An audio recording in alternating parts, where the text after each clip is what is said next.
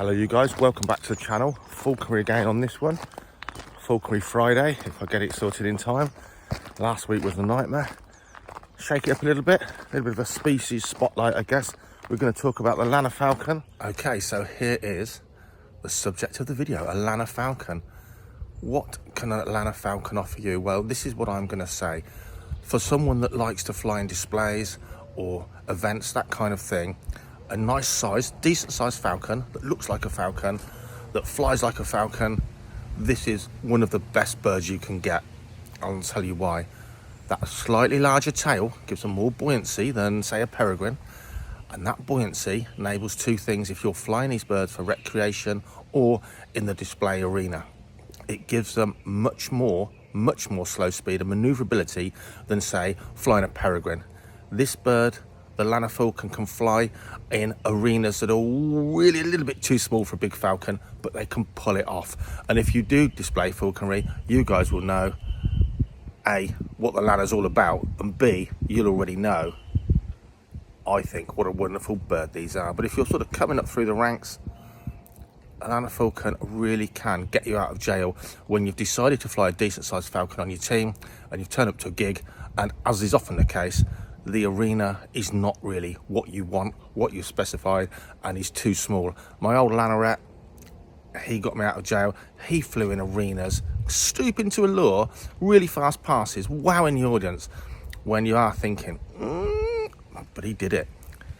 Really lovely birds to work with, and to be honest, if you want a falcon as your first falconry bird, or you want to fly a recreational falconry bird that you won't get bored of, that's different to hunting, you don't want to hunt. And I'm saying this because this is so much the way birds of prey are being kept. I'd rather you had a lure bird or a bird that you took out and followed on than you just kept it as a pet in your garden. We don't want falconry birds falling into the pet category. Sadly, they are in the UK. That's tragic. But you can certainly own these birds, fly these birds, learn all falconry techniques, and not necessarily want to go hunting. And I'll tell you now, after a full-on hunting season where you've been a slave to finding quarry for your bird for months on end, that summer show season where you put a lure in your pocket, you walk to the field that's on your doorstep. Of course, if it's your doorstep, you need permission and you need to be away from the public, but you just walk out into the field, the quarry's in your pocket, the lure, and you start flying your summer lure falcons again. Yeah, there's some satisfaction in that. The easy side of falconry compared to hunting. So let me tell you a little bit more about these wonderful birds. Before we go any further, let me just say I'm scruffier and grubbier than I even am normally. I don't know why I put a white t-shirt on, because I've been at the falconry centre all day. The start of the day was actually moving stuff around in the storeroom and general maintenance all day. So stupid choice of clothing, but you know me by now. I don't dress up for the channel. This is a working channel as I'm at work. So here we are, Lanner Falcon. So let me also go back a step, because I said if you want your first bird to be a falcon, and there'll be people going, oh, falcon for your first bird? Yeah, if you want to fly a falcon, why would you start with a harrisock? It's ridiculous. I'm not talking to you, the dabbler. I'm talking to you, the person that's passionate. Even if this is a new thing for you, or a new journey. Oh, I don't like that catchphrase, but a new journey you're embarking on, the journey of keeping and working with birds of prey, then you're someone that's going to do your research and your reading. And I see no point having a harrisock as a first bird stepping stone for any bird, but for sure if you're going to want to fly a falcon to a lure. So let me tell you what the Lanner offers you. It offers you extreme loyalty. It offers you buoyancy, which means it can fly in a tighter, less open area than some of the bigger falcons. It can do that easily. They'd struggle more. And it offers you one of the best thermaling species in falconry. If you want to see a falcon stoop in full teardrop to a lure, one of the miracles of nature, thanks for that, and we'll come to that bit in a minute, one of the miracles of nature, a falcon stooping vertically, the Lanner Falcon can pull that off in droves. So let's go straight to the negative points. Well, she doesn't know where she is. She never comes in here, bless. I'm going to hood her in a second. But let's just enjoy her beauty for a second longer. Let's go to the negative points first. Just to enjoy this bird. Right, we're going to hood her. Okay. This isn't the bird I fly. I've never flown this bird. This is Joe's little baby. I found the wrong hood. I picked up the wrong hood. Don't tell Joe, but she'll be okay. So negatives first. Number one, Lanner Falcon. So if you don't know, eagles and hawks, they slice, they squirt their poo out. Falcons, they mute. They just sort of squirt it downwards, drop it downwards. Certainly a lot cleaner to keep a falcon because it's not trying to poo all over the walls of its enclosure. But Lanner Falcons, as well as one or two others, they just seem to dribble their mutes down, almost down over their leash. So their equipment almost needs daily cleaning. And yeah, it just makes them a bit messy. They are a little bit messy like that, but it's worth forgiving that for the beauty of flying these birds. The only other real downside to flying a Lanner as a lure bird is the ace up their sleeve, their ability to go up on a nice warm muggy day, buoyant as you like, up and up they'll go into the thermals and away up through the ceiling, and then give you that amazing stoop. The downside is they really are good at that, and they can really enjoy that, and that means they can go out of sight, and if you can't see them, you can't see them stooping because you don't know where they are. They just appear a few feet off the lure. You don't know which direction they came from. They go so high they speck out. They get smaller and smaller and smaller to a speck, and then your eyes lose them completely. So that's a downside, because the whole beauty of seeing the stoop is seeing the stoop. The worst thing about that is when you get a bird that starts doing that and it's in the display arena, it's different to if it's your personal bird, because in the display arena, you're working to a schedule and you want that bird to pull on its sort of master stroke on cue, throw out the lure, shout, ho, and down the bird comes in a teardrop to wow the audience. If the bird's going to cruise around in the clouds for as long as it feels like, it kind of doesn't really work so well. And it can be a very drawn out affair, and the audience very rarely gets to see that stoop. This is a bird, if you're going to invest on a brand new telemetry kit, then GPS kit will be your friend. Microsensory we use here, and that'll enable your bird to stay in touch with you, or the other way around. You can see where the bird is, and you've got much more chance as it starts to lose a little bit of height before it pulls in a stoop. You can be looking at the right patch of sky, and so can your audience, but it can still be a protracted affair, because some of these soaring birds that love to thermal, to be honest, whatever species of falcon, they can get in a habit of coming down when they like, and you might think, oh Dave, you're flying them too high. Weight is irrelevant. It's irrelevant. I've tried it all. That bird that enjoys soaring for as long as it likes in the right conditions, you can cut that bird so sharp you wouldn't believe. It will still come down as and when it's ready. It's amazing. So that's the downside. The best thing about them in some ways can often end up being, not the best thing in all circumstances. Other than that, win-win. These birds are brilliant. Now, the only other downside is if you want a falcon for hunting, then they've got immensely long wings and long tails, by the way. Really, really hard. They really are a long wing with the long wings. If you want a bird for hunting, a falcon for hunting, they're not the best choice. In this country, where I am in the UK, the right kind of quarry doesn't seem to present itself in the right kind of way. Very few people have had major success hunting them. People have, but there are much better choices when it comes to reliably and probably easier for falcons to hunt with. But of course that plays into your hand, because if you just want to fly a bird to the lure for pleasure, or in an arena in a display, you don't want that bird going off hunting, flying at check, chasing stuff. You don't even want it catching stuff nearby, because it ruins your display.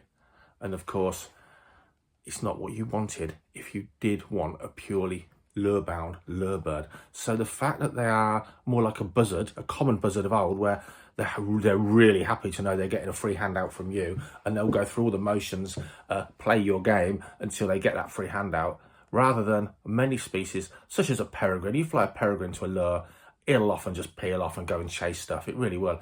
Our Aplomado falcon's the same. One's flown for hands-on experience days, it lands on the glove, it's only flown to the glove. The female is flown to a lure.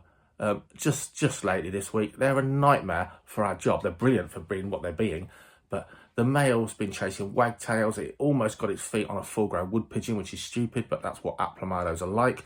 The female's taking jackdaws left, right and centre at the moment, because all the young stupid ones are now out and about, which is great if they're for hunting, but not if they're for a lure bird or a display bird. The Lanner Falcon, it's a pretty good bet for being a lure-bound falcon. A friend of mine, he flies a Feldegi Lanner, so generally Generally, you've got African subspecies of Lanners and European. Very few of the Feldegi subspecies, the European Lanner, available in the UK. My friend does fly one, and he hunts in relatively open land, interspersed with bramble patches and the odd hawthorn. He has been doing quite well on magpies this year, but generally speaking, the Lanner Falcon in the UK, think of it as a brilliant lure bird and a brilliant display bird.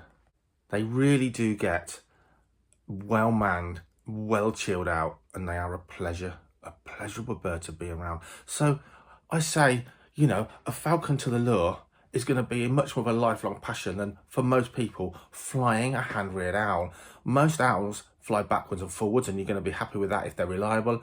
Some like snowy owls and barn owls will regularly fly in circuits, which is great from an owl, but it's still very basic bird flying. Whereas a falcon, if you learn to swing a lure to a falcon you're training, you will learn together, especially with a Lanner, because it's slower and more buoyant than a peregrine. You will learn together, and it will not get stale if you're passionate. You're learning new maneuvers. If you don't bother trying new things, it will get stale. But if you want to learn all different falconry techniques or lure swinging techniques, the bird will learn with you. You've got the soaring and the stooping side of things. And of course, you are not going to even get this bird before you've got telemetry of some kind. You're not going to get any bird in the UK without telemetry. As your first bird, as a new falconer, don't do that. You're a muppet if you do, because it's the bird that suffers and your wallet. I don't care about your wallet, but we do care about your bird. So for sure, learn how to use your telemetry way before the bird's in your possession, and then train the bird together. You can train together.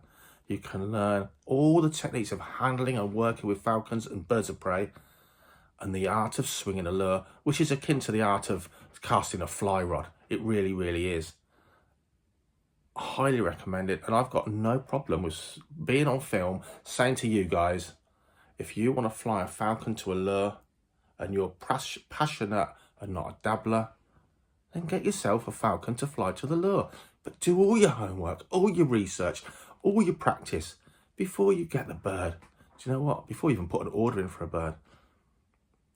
Alternatives, well, I'll put on a screen now. We've got a Lanner hybrid. Some of the Lanner hybrids can be very Lanner-like. Some can be, say, a Peri-Lanner, depending on its cut of genes, can be very peregrine-like. Lanner hybrids can be very pleasant to work with. We've got a red-nape Shaheen, very much like a small peregrine, I guess, hybridized with a Lanner. She came here second-hand, and she's just going free. And I'm going to tell you an alert, because I tell you all the information I can, based on first-hand experience, often based on having made the mistakes myself. Needed a new telemetry transmitter. We've got a few here, of course. One of them, the crystal's gone, it's got no range. Ordered a new one from Marshall. Tested it, worked, popped it on a bird. The other one of these, if you like, the Lanner hybrid. Emily flew her, she weighed her. I said she's a little bit high, but she's not going to go far. And worst case is she'll come into a thrown lure if she doesn't really work the lure hard. She drifted off because a red kite came right over her. She sent out her alarm call, drifted over the tree line. Not a problem. 3 or 4 minutes later, no sign of her. No sign of her bells. Went and got the receiver. No signal. That's not good, because we know we turned it on and it's a brand new transmitter. I thought, I'll just go and get, I know we just tuned them in on the go. I'll go and get the receipt because it was still in my van. Check out the exact frequency. And I realised my mistake. I've actually bought a transmitter on a frequency I can't tune my receiver to. What a muppet. What a rookie error. We've now got a Falcon on the loose with a working transmitter, no way to trace that tag. Luckily, Emily went in the right direction, using her field craft, and had that bird down to the lure very quickly after that. I don't tell you stuff that I've read on the internet. I tell you stuff born out of positive knowledge, and I tell you stuff born out of stupidity. Stupidly, double check your receiver before you buy yourself a new transmitter. What an utter muppet. What else can I tell you? Keeping the Lanner Falcon, other than they're messy. I've always kept mine at home when they were at home, my display ones, on a shelf perch system at waist height, and put them out in the day on a nicely designed block. I usually use now the sort of metre high blocks. They're not at all fussy, they're easy to keep, like all birds of prey, but certainly falcons. Feed them a decent quality diet. Don't just feed them day-old cockerels, feed them a good range of stuff. They love mice, but mice are expensive, so you want to be feeding them as a supplement with your quail. Pigeon meat is fantastic, but then you've got, has it got lead shot in it from someone else? Has it got bird flu? Has it got pigeon virus? This is the trouble. Pigeon meat is fantastic meat for these birds, but comes with a lot of risk. All food has a risk element, but just feed these birds well, feed them quality, keep an eye on their beak. Falco biarmicus, twice armed, because like most of the big falcons, they've got a notch in their beak, the terminal tooth, for breaking the neck of their prey. These big falcons with these feathers, well, all falcons to a degree, but the big ones for sure, these big feathers work, or they've got the consistency of bamboo. The tensile strength of these long wing feathers, these primaries and their tail, is immense. They hardly bend at all. They can take massive amount of G-force and speed, but if you keep pushing them, they just snap. So unlike a hawk or an eagle, they don't want to be scrapping with their prey on the ground, using their feet. If they've not struck a killing blow in the stoop, they want to kill that bird quickly on the ground. That notch in their beak fits between the vertebrae in the bird's neck, and they can very quickly twist and kill. Better than just fighting it out with your feet, especially if you've caught something like a crow that's really going to fight back with its beak. Can and do blind falcons sometimes in one eye, and can easily get hold of those primary feathers and snap them. So these birds have got an evolved way of dealing with their avian prey in a much quicker, less fighty, less damaging way to themselves. So the female is the lanner. The male, he's smaller, of course, as is the norm with birds of prey. He's known as a lanneret, which I also think sounds quite feminine, but the lanneret is the male, and the falcon, the lanner, is the female. Further downside, maybe another downside, especially as most of the lanners in the UK are from African descent, is a little bit like many of these dry area birds, such as a Harris hawk. They're not the most waterproof birds. I think for what most people fly them for, it's not a great issue. If you're out all day hunting with your birds in the winter, birds that are not very waterproof, they're not really that good in some situations, and it can slow things down for sure, if nothing else. But as a lure bird, not a great issue, but bear that in mind. Keep the bird nice and dry when it goes away in winter. You don't want any wingtip edema or anything like that at all. You can keep these free lofted, of course, in a well-designed free loft, I guess. You can keep them blocked in a mews at night and blocked out in the day. I just prefer shelf perches for my falcons on the whole. Really, at night time, they just sit nicer and they seem to be more comfortable. And it's an easy, clean setup, and a setup that's safe on their feathers. Now, this isn't a how to train your first lure bird. It's not that length video. But let me just tell you, things like lures, if you are new to this, you don't need a lure with wings on if you're not going to fly wing quarry. You're just going to have a lure-bound bird. And very quickly, you don't need to have food on the lure. A big chunk of food on the lure is obviously part of your training to orientate the bird, that when it catches the lure, it gets a good feed, just like catching a bird. But very, very quickly, you can train your lure bird to understand it has to catch the lure as a stepping stone to step up to the glove for its daily rations, and it will understand that perfectly fine. You just reduce the items on the lure down to a chick leg, say, and then you can go to nothing quite easily. The birds understand it's part of the game. They've got to catch the lure before they get their food on the glove. That means you get much less possession of any kind on the lure. It means the bit of meat or the piece on the lure, the reward on the lure, isn't going to fly off and the bird's going to catch it and fly away and eat in a tree somewhere. It means the lure stays clean, and it means the pickup from the lure to the glove is very quick and smooth, even to the point many birds will actually carry the lure up to the glove before you've sort of done what you might call a fair exchange. They'll just jump up on the glove for the reward there, and then eagerly await the glove being offered them.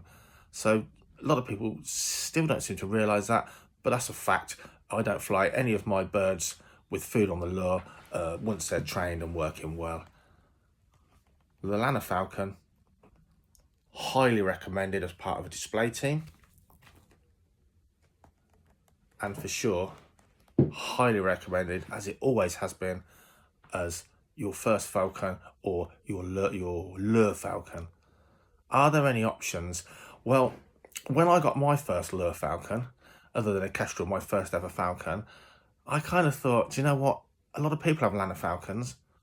I kind of don't like being too fashionable sometimes.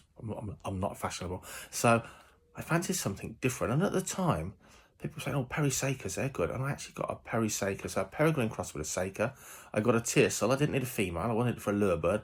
And I picked one that was more peregrine looking than Saker looking. Now, this bird flew more like a peregrine, and I've known others to fly more peregrine if they look more peregrine, and those that look like Sakers fly a little bit more Saker-like. Whether that's just coincidence on a very small test, I don't know.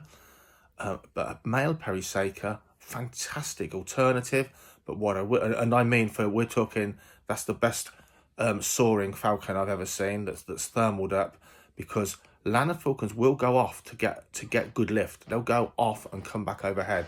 My Perry Saker male, loyal, he stayed above me in the field, and he was absolutely dynamite. A lot of peregrine sort of showing in his genes, and he stooped like a peregrine, and he blew my mind. But that peregrine in there made it different from flying my Lannerette in the shows, because of the peregrine side of him. He could not resist other birds in the field or nearby, regularly taking rooks, crows and jackdaws when I'm flying him to a lure, mostly, thank goodness, in the training field or the practice field or the exercise field. But it did mean short track downs, maybe 1 or 2 fields away, to clear the whole county's black stuff away from him that are ganging up on him because he's eating one of them. Obviously a burst of excitement, but again, the peregrine, the prey drive of the peregrine, the golden eagle and the goshawk, they're very different to some of these other birds. But there are alternatives to the Lanner Falcon as your first lure bird. The Lanner Falcon just gives you more relaxation. It's a good size. Ours female flies at £1 7 ounces. Don't use it as a guide. That's what our female flies at. You don't need to ever ask people what your flying weights of the birds are, really, because the flying weight of your bird, if you've done things right, will be the flying weight of your bird. It will go down to start with and go up at other times of the year or further on in its training. So flying weight, just to give you some idea of the size of these birds, the females, our female is £1 7 and the males a little bit smaller. I think at this point in the video, let me just swap the chair around. I'm going to go and find Joe, who's flown this bird for many years, and just sort of get an actual insight into this particular bird and someone else's opinion on this amazing species. So this is Lyra. I don't know how old she is because I can't remember, but Joe's going to tell you how old she is and a little bit about her. Joe's worked with this bird in exactly the setting you'd expect a Lanner to be in, which is for experience days and displays, and do all the things you'd expect from a Lanner Falcon. So Joe, tell me something. Why do you like Lanner Falcons, and what does she do for you? She has incredible manners. She's a lovely girl. She's got a lovely temperament, but she does have a tendency to go up on the thermals. So this girl's been up as high as about 1,200 foot, specced out so that we can't see her anymore. I have no idea where she is at that point, and have to wait about 15-20 minutes, swinging the lure, shouting her name, dropping the lure on the ground, and eventually she will do a beautiful stoop in and look fantastic. But that made me realise I needed a GPS system on her, because I couldn't see her after she goes over 900 foot. So we got the GPS system, and now I feel much more comfortable about letting her go up on the thermals, because I can see where she is at any given time and know if she's 1 mile away or 15 miles away. But would you say, so look, I've only got 2 downsides to Lanners, which we spoke about earlier in the video, and one of them was, actually, they are one of the best thermaling birds. She's not used to being in here, we haven't got a hoodie so you guys can see her, but they are one of the best thermaling birds. But when you're doing an event or a display, ideally you don't want them to go through the ceiling, do you? You want them to stay inside. I'm going to say less than 1,500 feet, because after that they've specced out more or less, haven't they? And well, she goes at 1,200, 9 to 1,200, she specs out. So from the audience point of view, if that bird then pulls into a dive, you don't actually see where they are. They just appear a few feet above the lure, don't they? You don't know where they're coming from. And also, they have a habit of sometimes of, as Lyra does, as a display bird, you want it to come down the minute you shout ho and throw out the lure, don't you? And Definitely. if they're having good fun up there, She doesn't. yeah, she's been up for a while, hasn't she? Yeah, and then Should she help out. also, if she thinks she can find a thermal, she doesn't want to work to the lure like we work our other birds to the lure. So she doesn't commit fully to the lure because she wants to go off thermally. Yeah, so even on the day where you think we're just going to lure fly her close-up passes to an experienced day guest, she's having other ideas, and Yes, off she she goes is. and Yeah, goes and does her own thing, and it is really in her own time then, isn't it? And definitely. And the experienced day guest can get bored standing around, you know, yeah, for 15 minutes while you can't even see the bird. No, And and then- I've been out with you even with GPS, and you've kind of said, Yeah. right, Dave, she's coming in now, she's losing height, she's over that tree, but it's still really hard to get your eyes back on a speck. That you don't really know where it is in the sky, do you? No, really difficult. So the best time I find to fly her is over the winter, and she will commit to the lure more at that point because there's not so many thermals about for her to go off and enjoy herself Yeah, so on. you can fly to the lure rather than a thermal. Yeah. How old is she, Joe? I'm not totally sure because I was given her, but I think Without she's checking the around paperwork. 14. Yeah, so lifelong commitment, certainly going to do 25 years, I was thinking, Oh, yeah. 25 Yeah. years. But as Joe knows, 'cause was this your first lure bird? Yes, it was. So, you know, it is, I think, it's unlike an owl where you're going to get bored in the first 3 weeks of flying it backwards and forwards.